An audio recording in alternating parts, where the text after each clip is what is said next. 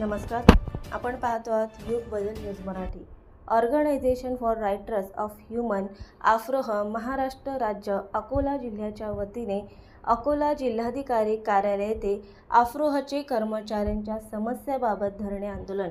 आधी संख्या पदावरील कर्मचाऱ्यांच्या सेवेतील तांत्रिक खंड वगळून पदाधिकाऱ्यांना अनुसूचित क्षेत्रातील बोगस आदिवासीच्या जात वैधता प्रमाणपत्राची SIT चौकशी करा याकरिता महाराष्ट्राच्या वतीने 9 जुलै 2024 रोजी राज्यभर जिल्हाधिकारी कार्यालयासमोर एक दिवसीय धरणे आंदोलन करण्यात आले।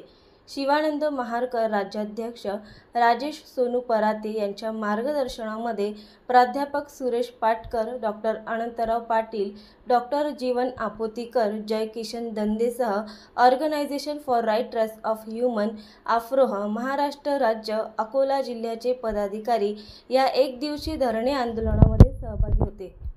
Organisation for rights of human Maharashtra राज्य शाखा अकोला या संघटनेने आज रोजी आपल्या मागण्यांसाठी पूर्ण राज्यभर प्रत्येक जिल्ह्याच्या जिल्हाधिकारी कार्यालयासमोर धरणे आंदोलन एक दिवसीय धरणे आंदोलन आयोजित केलेले आहे। या आंदोलनामध्ये प्रमुख मागण्या अशा आहेत, अधिसंख्य कर्मचारी यांच्यासाठी जो GR काढला होता 14 डिसेंबर 2022 रोजीचा, त्यामधील तांत्रिक खंड हा वगळून इतर सेवा सर्व कर्मचाऱ्यांच्या सेवानिवृत्तीच्या सेवारत कर्मचाऱ्यांच्या सर्व मागण्या त्यांच्या पूर्ण करण्यात याव्या, त्यांना सर्व सेवा लाभ देण्यात यावा।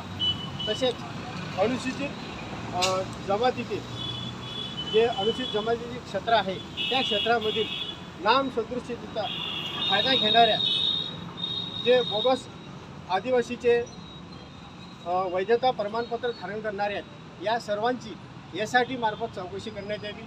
त्यानंतर एक रास्त असा मुद्दा आहे, अनुसूचित जमातीचे कास्ट शेड्यूल मिळताना कोळी महादेव या जमातीला 50 वर्षीय पुरावा मागतात व इतर क्षेत्रामध्ये 50 वर्षाचा पुरावा मागत नाही, तर अनुसूचित जमातीचं कोणालाही सर्टिफिकेट देताना पूर्ण राज्यभर 50 वर्षापूर्वीचा हा पुरावा मागण्यात यावा, अशी आमची अशा विविध मागण्या रास्त आहेत आणि त्यासाठी आम्ही एक दिवसीय धरणे आंदोलन आयोजित केलेले आहे। नवीन अपडेट मिळविण्यासाठी चॅनलला लाईक आणि सबस्क्राईब नक्कीच करा।